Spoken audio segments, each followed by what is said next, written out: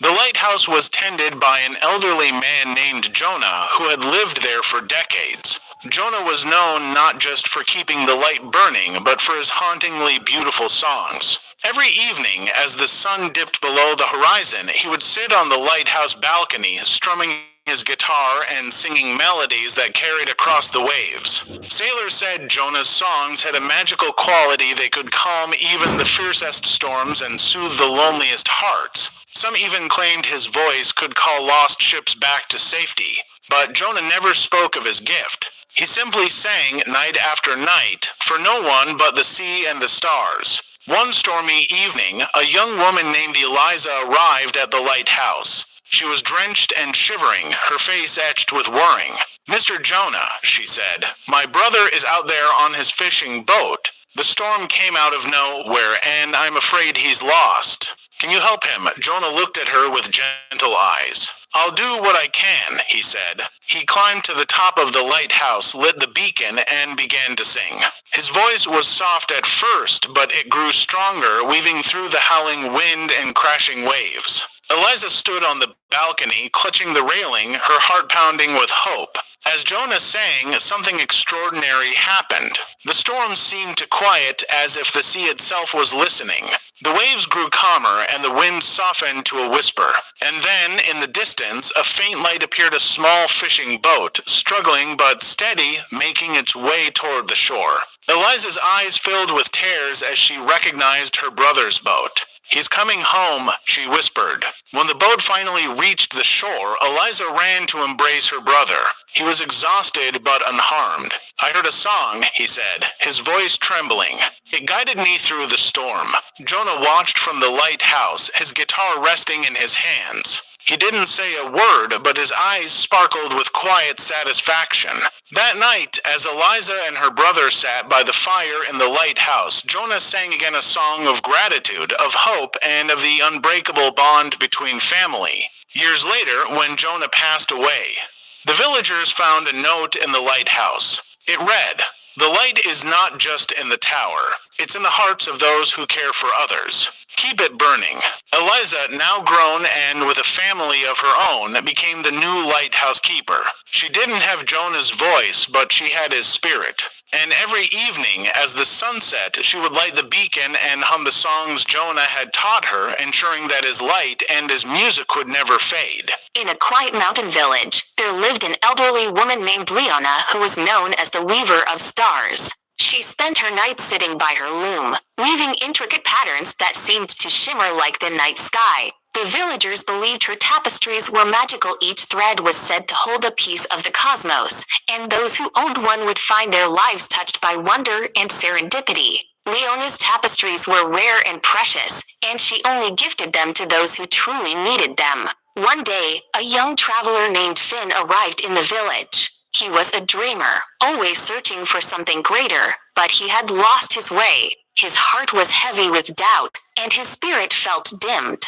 When Finn heard about Leona, he sought her out. He found her in a small cottage at the edge of the village, her loom bathed in the soft glow of moonlight. "They say you weave stars into your tapestries," Finn said. "Can you weave one for me? I feel lost, like I've forgotten how to dream." Leona looked at him with kind eyes. "Sit with me, child," she said. "Tell me your story." Finn spoke of his travels, his failures, and his longing for purpose. Leona listened intently, her hands moving deftly over the loom as he spoke. When he finished, she said, "The stars are not just lights in the sky. They are reminders of the dreams we carry within us.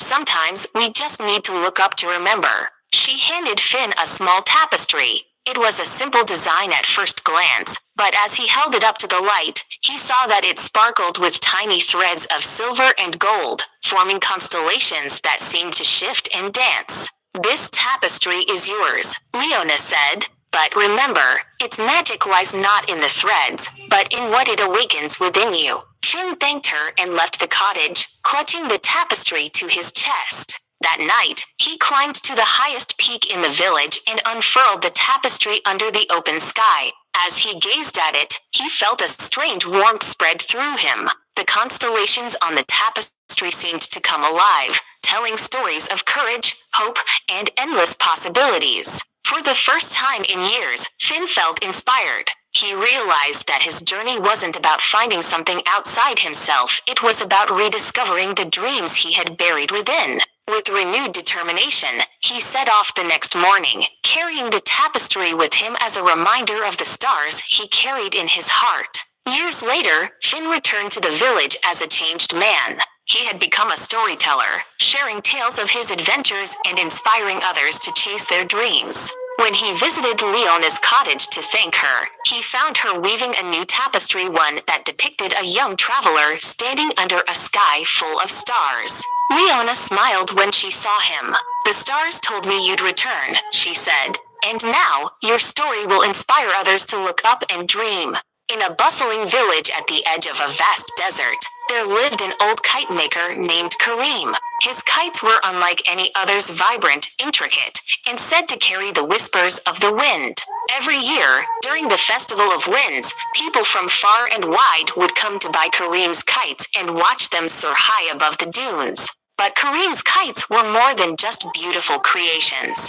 They were said to bring good luck, hope, and even miracles.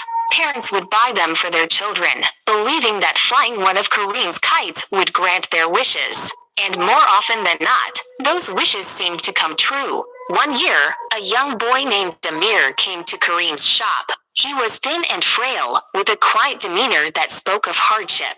In his hands, he clutched a small pouch of coins, his life savings. "Mr. Kareem," he said softly, "I need a kite. My mother is very sick, and the healer says only a miracle can save her. I heard your kites can make miracles happen." Kareem's heart ached for the boy. He had seen many people come to him with desperate hopes, but there was something about Amir's determination that moved him deeply. "Tell me, Amir," Kareem said, "what does your heart wish for?" Amir's eyes filled with tears. "I wish for my mother to get better. I wish for her to smile again and tell me stories like she used to." Kareem nodded thoughtfully. "Very well, I will make you a kite. But remember, the wind listens to those who speak from the heart. When you fly this kite, you must pour all your love and hope into it.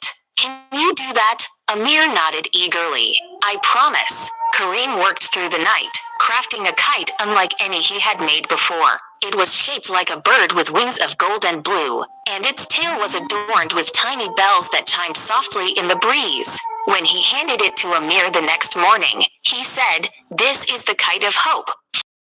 Heart, and the wind will carry your wish to the heavens." Amir ran to the highest dune, clutching the kite tightly. As he launched it into the sky, he closed his eyes and whispered, "Please, let my mother be well again." The kite soared higher and higher, its bells ringing like a melody. The villagers gathered to watch, marveling at its beauty. Days passed, and Amir's mother began to recover. Her strength returned, and soon she was able to sit up and tell Amir stories once more. The villagers called it a miracle, but Kareem knew the truth. It wasn't the kite that had healed her. It was Amir's love and unwavering hope. Years later, when Kareem grew too old to make kites, Amir took over his shop. He continued the tradition, crafting kites that carried the dreams and wishes of the villagers. And though he never forgot the kite of hope, he always reminded people, the real magic isn't in the kite, it's in the heart of the one who flies it.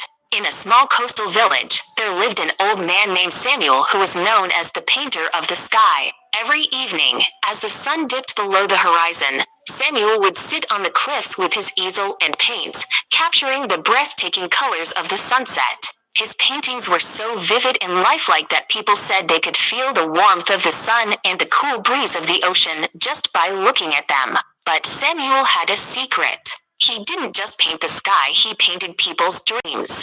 Whenever someone in the village felt lost or hopeless, they would visit Samuel and share their deepest desires. Samuel would listen intently, then promise to paint their dream into the sky. And somehow, after seeing their dream reflected in his painting, they would feel inspired to chase it. One day, a young girl named Mia came to Samuel. She was no older than 14, with a heart full of ambition but a mind clouded by doubt. "Mr. Samuel," she said, "I want to be a writer. I want to tell stories that make people feel things.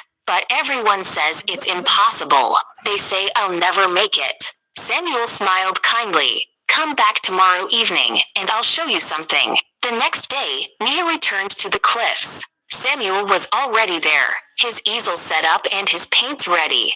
As the sun began to set, he started painting. Mia watched in awe as the sky transformed into a canvas of swirling colors: gold, pink, purple, and blue. But as she looked closer, she noticed something extraordinary. The clouds seemed to form shapes: a quill, a book, and even words that read, "Your story matters." Tears filled Mia's eyes. Is that my dream? Samuel nodded. The sky is vast, Mia. It has room for every dream, no matter how big or small. And so does the world. Don't let anyone tell you otherwise. From that day on, Mia began to write. She wrote about the village, the ocean, and the sky. She wrote about dreams, both big and small. And though her journey wasn't easy, she never gave up.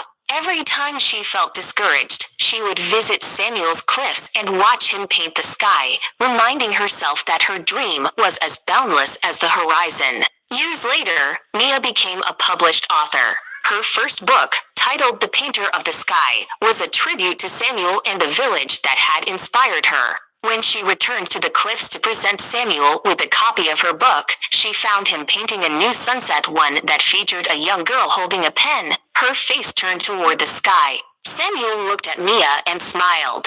You see, the sky always has room for one more dream. Mia hugged him tightly. Thank you, Samuel, for showing me that dreams aren't just in the sky, they're in our hearts, waiting to be painted into reality. And so, the painter of the sky continued his work, inspiring generations of dreamers to look up, believe, and create. In a small, forgotten town, there was a clockmaker named Elias. His shop was tucked away on a narrow cobblestone street, and though the town had grown quiet over the years, Elias's shop was always alive with the rhythmic ticking of clocks. He was known for his extraordinary skill. His clocks didn't just tell time. They seemed to capture moments, memories, and even emotions. One day, a young boy named Leo wandered into the shop. He was no older than 12, with curious eyes and a heart full of questions. Leo had heard stories about Elias's magical clocks and wanted to see them for himself. Mr. Elias, Leo said, is it true that your clocks can do more than tell time? Elias smiled, his eyes twinkling behind his spectacles. Ah. You've heard the stories, have you? Well, come closer, and I'll show you. He led Leo to a small, ornate clock on the shelf. Its face was made of polished silver, and its hands moved with a smooth, almost hypnotic motion. This, Elias said, is the clock of memories. When you wind it, it doesn't just tick, it replays the moments you hold dear. Leo's eyes widened. Can I try it? Elias handed him the key. Leo carefully wound the clock, and as he did, the room filled with the sound of laughter, his own laughter, from years ago when he was a child playing with his father in the garden. Tears welled up in Leo's eyes. His father had passed away a few years ago, and hearing his voice again felt like a gift. How does it work? Leo asked, his voice trembling. Elias sat down and gestured for Leo to join him. Time is a strange thing, my boy. It moves forward, but it also lingers in our hearts. This clock doesn't create memories, it simply helps us remember what we've already lived. Leo looked around the shop, noticing other clocks, each one unique, each one telling a different story. Do all your clocks do something special? Elias nodded. Indeed. That one over there is the clock of dreams. It shows you what could be, if you dare to imagine. And that one, he pointed to a clock with golden hands, is the clock of second chances. It reminds us that it's never too late to start again. Leo was silent for a moment, then asked, can you make a clock for me? One that helps me remember my dad. Elias's expression softened. I can do better than that. I'll teach you how to make it yourself. Over the next few weeks, Leo spent every afternoon in Elias's shop. He learned how to carve wood, polish metal, and fit gears together. Slowly but surely, a clock began to take shape, a simple yet beautiful piece that Leo poured his heart into. When it was finished, Elias handed Leo the key. Wind it, he said. Leo did, and the clock began to tick. But it wasn't just the sound of time passing, it was the sound of his father's voice, telling stories, singing songs, and laughing. It was the sound of love, preserved in every tick and talk. In a quiet forest, far away from the noise of the world, there stood an ancient tree known as the Whispering Tree. It was said that if you listened closely, the tree would share secrets about life, love, and the mysteries of the universe. Many people had tried to hear its whispers, but only a few had ever succeeded. One day, a young woman named Clara arrived at the forest. She was lost, not just in the woods, but in life. She had recently lost her job, her relationship had ended, and she felt as though she had no direction. Desperate for answers, she had come to find the Whispering Tree. After hours of wandering, she finally found it, a massive oak with gnarled branches that seemed to stretch endlessly into the sky. Its leaves rustled softly, as if inviting her to come closer. Clara sat down at the base of the tree, closed her eyes, and listened. At first, she heard nothing but the sound of the wind. But then, faintly, she began to hear a voice, a gentle, soothing whisper. It said, "Why have you come here?" Clara hesitated, then replied, "I've lost my way. I don't know what to do or where to go. I need guidance." The tree's whispers grew louder. "Look around you. What do you see?" Clara opened her eyes and looked. She saw the forest, tall trees, vibrant flowers, and sunlight filtering through the leaves. She saw a bird building a nest, a squirrel gathering acorns, and a stream flowing steadily through the rocks. "I see life," she said softly. The tree whispered again, "And what does life tell you?" Clara thought for a moment. "It tells me that everything has a purpose. The bird builds its nest to protect its young. The squirrel gathers food to survive the winter. The stream flows to nourish the land." The tree's voice grew louder, almost like a sigh. "And what is your purpose, Clara?" Tears filled Clara's eyes. "I don't know. That's why I'm here." The tree was silent for a moment, then it whispered, "Your purpose is not something you find. It is something you create. Just as the bird builds its nest and the squirrel gathers its food, you must build your life, one step at a time. Start with what you have, and let your heart guide you." Clara sat there for a long time, letting the tree's words sink in. She realized that she had been waiting for answers to come to her, when all along, she had the power to create her own path. When she finally stood up to leave, she felt a sense of calm she hadn't felt in years. She didn't have all the answers, but she knew that she could take small steps forward. She could plant seeds of hope, just like the forest around her. As she walked away, the tree's whispers followed her, saying, "Remember, Clara, the forest was once just a seed. And so are you." In a bustling town by the sea, there was a little shop that sold lanterns. The shop was owned by an elderly man named Mr. Grayson, who was known for his skill in crafting the most beautiful lanterns in the region. People from all over came to buy his lanterns, especially during the annual Festival of Lights, when the town would glow with hundreds of lanterns lighting up the night sky. One day, a young girl named Leela wandered into the shop. She was no older than 10, with wide, curious eyes and a tattered dress. In her hands, she held a broken lantern. Its glass was cracked, and its frame was bent. She approached Mr. Grayson timidly and said, "Can you fix this, sir? It's my mother's lantern. She used to light it every night, but it broke when she passed away." Mr. Grayson's heart ached for the girl. He took the lantern gently and examined it. It was beyond repair, but he couldn't bring himself to tell her. Instead, he said, "Leave it with me, child. I'll see what I can do." Leela's eyes lit up with hope. "Thank you, sir. I'll come back tomorrow." That night, Mr. Grayson stayed up late, trying to mend the lantern. But no matter how hard he tried, the cracks remained, and the frame wouldn't hold. Frustrated, he sat back and sighed. Then, an idea struck him. He decided to make a new lantern, one that would look exactly like Leela's, but would shine even brighter. The next day, Leela returned to the shop. Mr. Grayson handed her the new lantern, its glass gleaming and its frame sturdy. "Here you go, my dear. It's as good as new." Leela's face lit up with joy. "It's perfect. Thank you so much."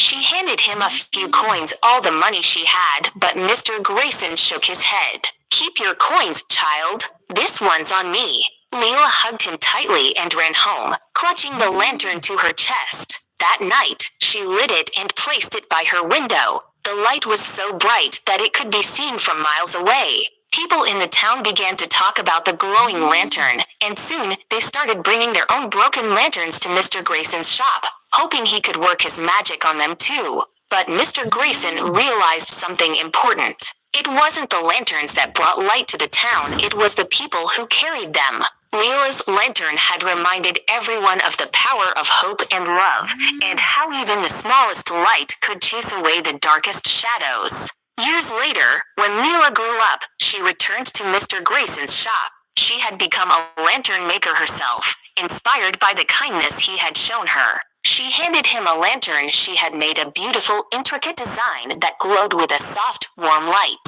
"This is for you," she said, "to thank you for showing me that even broken things can be made whole again." Mr. Grayson smiled, his eyes glistening with tears. "No, my dear, thank you for reminding me why I do what I do." And so, the tradition continued. In a small, quiet village nestled between rolling hills, there lived a young boy named Ollie. Every year, the village hosted a grand fair where people from far and wide came to buy and sell their goods. Among the many stalls, one always stood out, a small, unassuming shop that sold a very special hat. This wasn't just any hat. It was called the Hat of Happiness. Legend had it that whoever wore it would feel an overwhelming sense of joy, as if all their worries had melted away. Ollie had heard about this hat, but his family was poor, and he could never afford such a luxury. Still, he dreamed of one day owning it. Not for himself, but to bring joy to his parents, who had worked tirelessly to provide for him. Their faces had grown weary over the years, and Ollie longed to see them smile again. One day, Ollie decided to visit the fair and speak to the old man who sold the hat. When he arrived, he saw the vendor, a kind-eyed, elderly man with a mysterious smile. Ollie approached him and said, "I want to buy your hat, but I don't have any money. Is there anything I can do to earn it?" The old man studied Ollie carefully and replied, "This hat is no ordinary item. It can only be worn by someone with a pure heart and a desire to bring happiness to others. Are you such a person?" Ollie nodded earnestly. "I want to make my family happy. I'll do anything." The old man smiled and said, "Very well. I'll give you the hat, but on one condition. Within a week, you must bring happiness to someone else. If you can do that, the hat is yours." Ollie agreed and took the hat home. As soon as he put it on, he felt a warm, glowing sensation spread through his body. He rushed to his parents and placed the hat on his father's head. Instantly, his father's face lit up with a smile, and his mother laughed for the first time in years. Ollie's heart swelled with joy. But Ollie remembered the old man's condition. He had to bring happiness to someone else. The next day, he noticed a young boy sitting alone by the river, looking sad. The boy had no toys to play with. Ollie sat beside him, shared his story, and placed the hat on the boy's head. The boy's face broke into a wide grin, and he ran off to play, laughing with delight. Over the next few days, Ollie used the hat to bring joy to many people: an elderly woman who had lost her husband, a farmer whose crops had failed, and even a stray dog that seemed lonely. Each time, the hat worked its magic, spreading smiles wherever it went. When the week was over, Ollie returned to the fair. The old man was waiting for him. "Did you fulfill the condition?" he asked. Ollie nodded.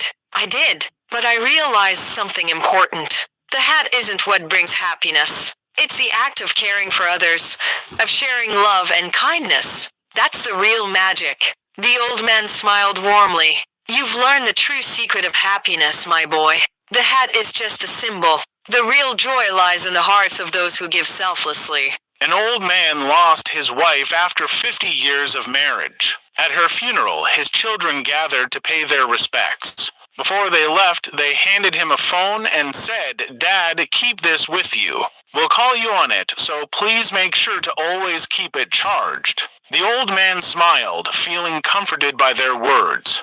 Years passed and the phone remained close to him, always charged and waiting. One day, however, he looked at it with concern. It hadn't rung in such a long time. Worried, he took it to a repair shop and said, "Can you fix this? I think it's broken." The repairman examined it and replied, "Sir, there's nothing wrong with your phone. It's in perfect condition." Dissatisfied, the old man went to another shop, but he got the same answer. Confused, he stared at the phone, feeling a pang in his heart. Noticing his distress, one of the repairmen gently asked, "What's troubling you, Grandpa?" With tears in his eyes, the old man softly replied, "If the phone works, then why don't my children ever call? Never abandon your parents when they grow old." In a quiet town surrounded by rolling hills, there was a small, dusty shop called the Bound Soul. It was run by an elderly bookbinder named Eleanor, who had a reputation for creating the most exquisite books in the region. Her books were not just beautiful, they were said to hold a special kind of magic. People who read them often found themselves transported into the stories, feeling as though they were living the adventures themselves. One day, a young girl named Clara wandered into the shop. She was an avid reader but had been feeling disconnected from the world lately. Her parents were always busy, her friends had moved away, and she felt like she had no one to talk to. When she saw Eleanor's books, she was mesmerized. "Are these books really magical?" Clara asked, running her fingers over the intricate designs on the covers. Eleanor smiled warmly. "They are, but not in the way you might think. The magic isn't in the books themselves, it's in the connection they create between the reader and the story. Would you like to try one?" Clara nodded eagerly. Eleanor handed her a small, leather-bound book with golden lettering that read, "The Garden of Whispers." "This one is special," Eleanor said. "It will take you where you need to go." Clara took the book home and began to read. As she turned the pages, she felt herself being pulled into the story. She was no longer in her room, she was in a lush, enchanted garden, surrounded by flowers that seemed to glow in the moonlight. The air was filled with the soft sound of whispers, as if the garden itself was speaking to her. In the garden, Clara met a young girl named Leela, who was just like her, lonely and searching for connection. Together, they explored the garden, discovering hidden paths and secret messages left by those who had come before. With each step, Clara felt her heart grow lighter, as if the garden was healing her from the inside out. When Clara finished the book, she returned to Eleanor's shop. "Thank you," she said, her eyes shining. "That book, it felt like it was written just for me." Eleanor nodded. "That's the magic of storytelling. It reminds us that we're never truly alone. There's always someone, somewhere, who understands what we're going through." Clara visited the shop often after that, always leaving with a new book and a renewed sense of hope. Over time, she began to help Eleanor in the shop, learning the art of bookbinding and the secrets of creating stories that touched the soul. Years later, when Eleanor passed away, Clara took over the Bound Soul. She continued Eleanor's legacy, crafting books that brought comfort and connection to those who needed it most. And though she never forgot the magic of the Garden of Whispers, she knew the real magic was in the way stories brought people together. Stories have the power to heal, to connect, and to remind us that we're never alone. What's a story that has touched your heart? In a bustling city filled with towering buildings and humming machines, there was a tiny shop tucked away in a narrow alley. The shop belonged to an inventor named Mr. Finch, who specialized in creating intricate clockwork creatures. His creations were so lifelike that people often mistook them for real animals. But his most prized invention was the clockwork sparrow, a tiny bird made of gears and springs, said to have a heart of gold. The sparrow was no ordinary toy. It could sing, fly, and even respond to its owner's emotions. Mr. Finch had spent years perfecting it, but he never sold it. It sat on a shelf in his shop, waiting for the right person to claim it. One rainy afternoon, a young boy named Oliver wandered into the shop. He was small for his age, with wide eyes and a quiet demeanor. His clothes were worn, and his shoes were soaked from the rain. He stood in the doorway, staring at the clockwork sparrow with a mixture of awe and longing. Mr. Finch noticed the boy and smiled. "Do you like the sparrow?" he asked. Oliver nodded. "It's beautiful. Does it really work?" Mr. Finch picked up the sparrow and wound a small key on its back. The bird came to life, its wings fluttering as it let out a soft, melodic chirp. Oliver's face lit up with wonder. "It's magical," he whispered. Mr. Finch chuckled. "Not magic, just a lot of hard work and love. Would you like to hold it?" Oliver hesitated.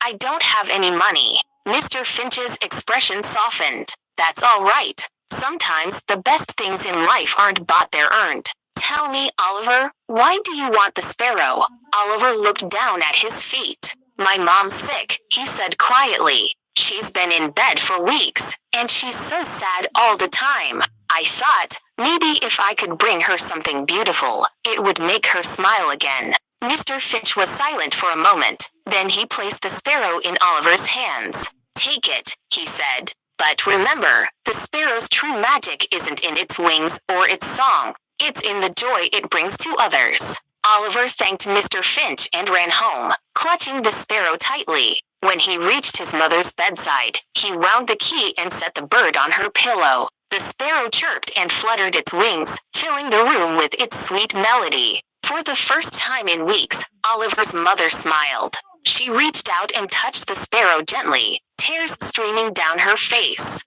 "It's wonderful," she said. "Thank you, Oliver." From that day on, the sparrow became a source of comfort for Oliver and his mother. Its song reminded them that even in the darkest times, there was still beauty and hope. Years later, when Oliver grew up and became an inventor himself, he returned to Mr. Finch's shop. He handed the sparrow back to its creator, along with a small clockwork flower he had made. "Thank you," Oliver said. "You didn't just give me a sparrow, you gave me a reason to believe in the power of kindness." In a quiet village surrounded by misty forests, there was a peculiar tradition. Every year, on the last night of autumn, the villagers would gather to release lanterns into the sky. These weren't ordinary lanterns, they were called lanterns of forgotten memories. It was said that if you wrote a memory you wanted to let go of on a piece of paper, placed it inside the lantern, and released it, the memory would fade away, leaving your heart lighter. The tradition was started by an old woman named Marin,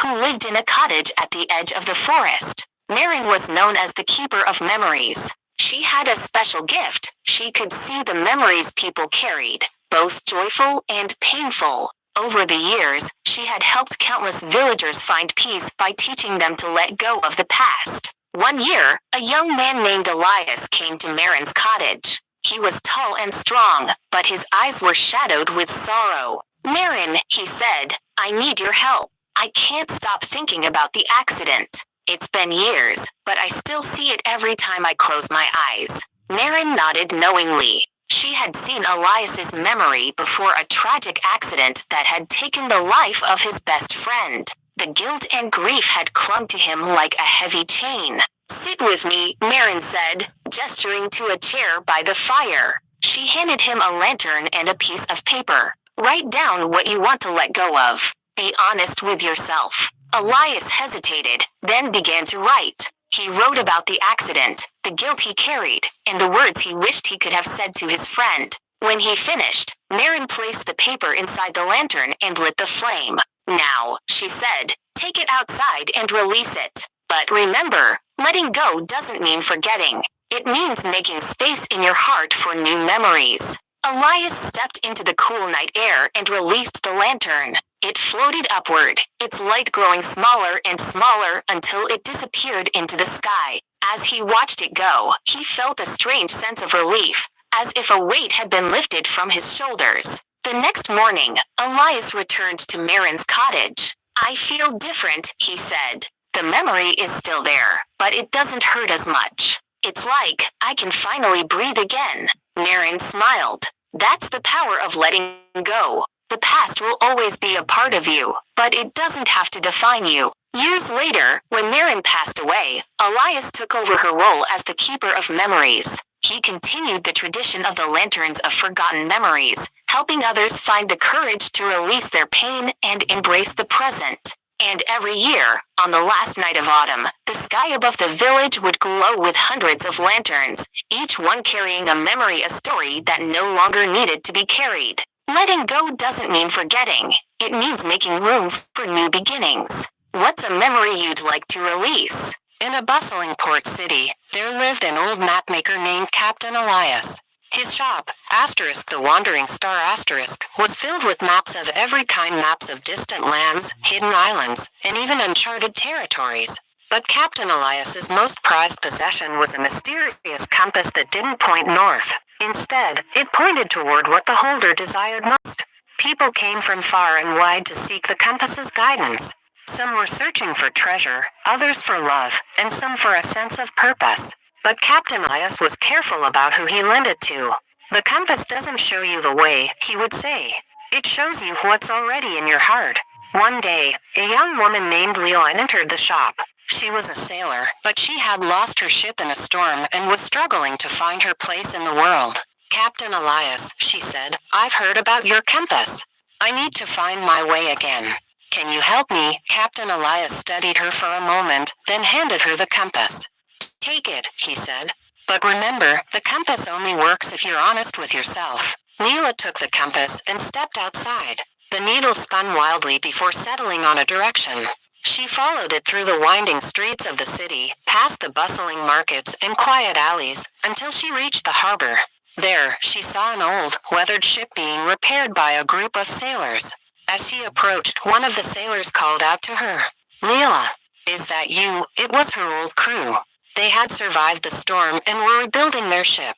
Leela's heart swelled with emotion as she realized what the compass had led her to, not treasure or fame, but the people she cared about most. She returned to Captain Elias's shop and handed him the compass. Thank you, she said. I thought I was lost, but the compass showed me that I was already where I needed to be. Captain Elias smiled. The compass didn't lead you to your crew, Leela. It led you to yourself. Sometimes, what we're searching for is closer than we think. Years later, Leela became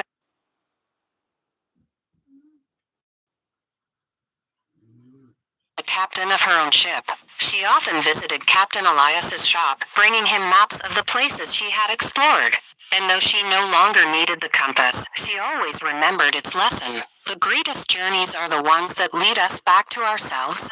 Sometimes, the answers we seek are already within us. What's something your heart is guiding you toward?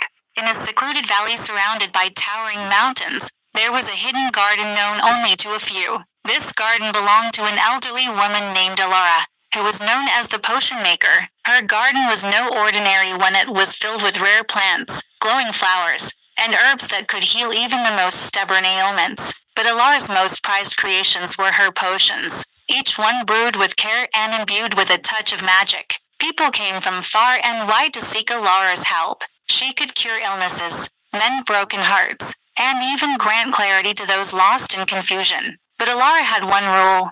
She would only help those who were willing to help themselves. A potion can guide you, she would say, but it cannot walk the path for you. One day, a young man named Keen arrived at the garden. He was tall and strong, but his eyes were clouded with doubt. Alara, he said, I've lost my way. I don't know what I'm meant to do with my life. Can you help me? Alara studied him for a moment, then handed him a small vial filled with a shimmering blue liquid. This is the potion of clarity, she said, but before you drink it, you must answer one question. What is it that you truly want? Keen hesitated. He had spent so long trying to please others, his family, his friends, his teachers, that he had forgotten what he wanted for himself. He sat down in the garden and thought deeply. As he did, he noticed the beauty around him, the vibrant flowers, the gentle hum of bees, the way the sunlight filtered through the leaves. For the first time in years, he felt a sense of peace. Finally, he turned to Alara. I want to create, he said. I want to build something that will last, something that will bring joy to others. Alara smiled. Then you already have your answer. The potion is just a reminder of what's already inside you. Keen drank the potion and felt a wave of calm wash over him. His mind, once cluttered with doubts, became clear. He thanked Alara and left the garden, determined to follow his dream. Years later, Keen returned to the valley as a renowned architect. He had designed buildings that were not only functional, but also beautiful, bringing joy to countless people. When he visited Alara's garden to thank her, he found her tending to her plants, just as she had always done. You didn't need my potion, Keen, Alara said. You just needed to listen to your heart. Keen nodded. You taught me that the answers we seek are often within us. Thank you, Elara. And so, the potion maker's garden continued to thrive, a place of healing and wisdom for those who were brave enough to seek it. Sometimes the greatest wisdom comes from within. What's something your heart is trying to tell you? In a small, forgotten town, there was a peculiar clock tower that stood in the center of the square. The clock was ancient, its face weathered and its hands worn, but it still kept perfect time. The townsfolk called it the Clock of Second Chances, for it was said that every year, on the stroke of midnight on New Year's Eve, the clock would grant one person a chance to relive a moment from their past. No one knew how the clock worked or who had built it, but the legend had been passed down for generations. People would gather in the square every New Year's Eve, hoping to be chosen by the clock. But the clock was selective. It only granted second chances to those who truly needed them. One year, a young woman named Mira stood in the square, her heart heavy with regret. She had spent the last year chasing success, working tirelessly to climb the corporate ladder. But in doing so, she had neglected her family, her friends, and even herself. She had missed her father's birthday, her best friend's wedding, and countless moments that she could never get back. As the clock struck midnight, the square fell silent. The hands of the clock began to spin backward, and a beam of light shone down on Mira. She felt a strange sensation, as if time itself was bending around her. When she opened her eyes, she was no longer in the square. She was standing in her childhood home on the morning of her father's birthday. Mira's heart raced as she realized what had happened. She had been given a second chance. This time, she didn't hesitate. She spent the day with her father, laughing and reminiscing about old times. She called her best friend and apologized for missing her wedding, promising to be there for her in the future. And she made a vow to herself to never let work take precedence over the people she loved. When the day ended, Mira found herself back in the square. The clock's hands had returned to their normal position, and the townsfolk were cheering and celebrating the new year. But Mira felt different. She had been given a gift, not just a chance to relive a moment, but the clarity to see what truly mattered. Years later, Mira became known in the town as the woman who had been granted a second chance. She often visited the clock tower, not to ask for another chance, but to remind herself of the lesson she had learned. That time is precious, and the moments we share with others are the ones that truly define us. Sometimes the greatest gift is the chance to make things right. What's a moment you'd relive if you could? In a remote village nestled between misty mountains, there was an ancient mirror known as the Asterisk Mirror of Asterisk. Unlike ordinary mirrors, this one didn't reflect your appearance, it reflected your soul. When you looked into it, you didn't see your face. You saw your deepest desires, your hidden fears, and the truths you often avoided. The mirror was kept in a small, crumbling temple at the edge of the village, guarded by an old monk named Lin. People would come to the temple seeking clarity, but few dared to look into the mirror. It was said that the mirror didn't lie, and not everyone was ready to face what it revealed. One day, a young man named Ravi arrived at the temple. He was a wanderer, always searching for something but never quite knowing what. His life felt empty, as if he were drifting through the world without purpose. When he heard about the Mirror of Echoes, he decided to seek it out. Lin greeted him at the temple entrance. "Why have you come?" the monk asked. "I want to know who I am," Ravi replied. "I feel lost, like I'm living someone else's life." Lin nodded and led him to the mirror. It was tall and ornate, its frame carved with intricate patterns of vines and flowers. "Look into it," Lin said, "but be prepared. The mirror shows not what you want to see, but what you need to see." Ravi stepped closer and gazed into the mirror. At first, he saw only darkness. Then, slowly, images began to form. He saw himself as a child, laughing and playing without a care in the world. He saw himself as a young man, full of dreams and ambitions. But then he saw the choices he had made, the times he had given up on his dreams to please others, the moments he had let fear hold him back. As the images faded, Ravi felt a lump in his throat. "I've been running away from myself," he said quietly. "I've been so afraid of failing that I've never truly lived." Lin placed a hand on his shoulder. "The mirror doesn't judge. It only shows you the truth. What you do with that truth is up to you. Ravi stayed at the temple for several days, reflecting on what he had seen. He realized that he had been chasing external validation, trying to live up to others' expectations instead of following his own heart. When he left the temple, he felt a sense of clarity he had never known before. Years later, Ravi returned to the village as a changed man. He had become a teacher, helping others find their own paths. When he visited the temple to thank Lin, the old monk simply smiled and said, "The mirror didn't change you, Ravi. It only reminded you of who you've always been." Sometimes, the hardest truths to face are the ones that set us free. What's a truth you've been avoiding? In a quiet village surrounded by endless fields of lavender, there lived an elderly woman named Celeste. She was known as the Weaver of Dreams, for she had the extraordinary ability to weave tapestries that could bring dreams to life. Her tapestries were not just beautiful, they were alive with color and movement, telling stories that seemed to leap off the fabric. People from far and wide would come to Celeste's cottage seeking her help. Some wanted to relive cherished memories, others to see their deepest desires come to life. But Celeste was careful about whom she helped. Dreams are powerful, she would say. They can inspire, but they can also deceive. You must be ready to face what they show you. One day, a young girl named Amara arrived at Celeste's door. She was no older than 10, with wide, curious eyes and a heart full of questions. "Celeste," she said, "I've heard about your tapestries. Can you show me my dream?" Celeste smiled gently. "What is your dream, child?" Amara hesitated. I don't know. I just feel like there's something out there for me, something big and important, but I don't know what it is." Celeste nodded and led Amara to her loom. She began to weave, her hands moving deftly as the tapestry took shape. Colors swirled and danced, forming images of faraway lands, towering mountains, and endless oceans. Amara watched in awe as the tapestry came to life, showing her a world full of possibilities. But then the images changed. Amara saw herself standing at a crossroads, unsure of which path to take. She saw moments of doubt and fear, but also moments of courage and triumph. Finally, she saw herself standing on a stage, holding a microphone and speaking to a crowd of people who hung on her every word. Amara's eyes widened. "Is that me?" Celeste nodded. "The tapestry shows not just your dreams,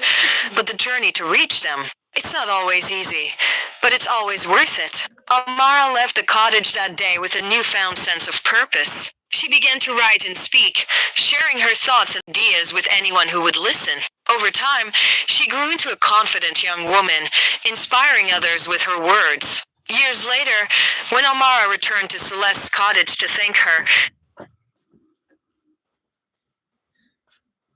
she found the old woman weaving a new tapestry.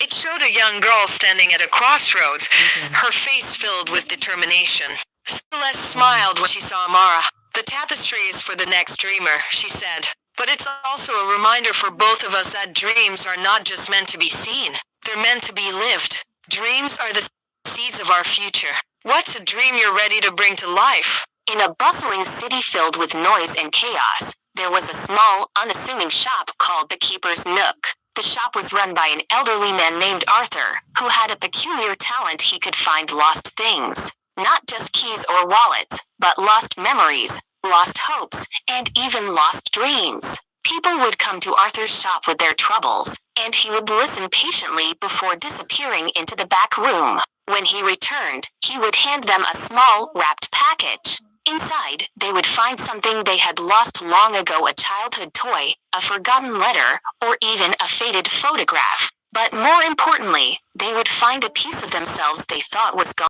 forever. One day, a young woman named Clara entered the shop. She was a writer, but she had been struggling with writer's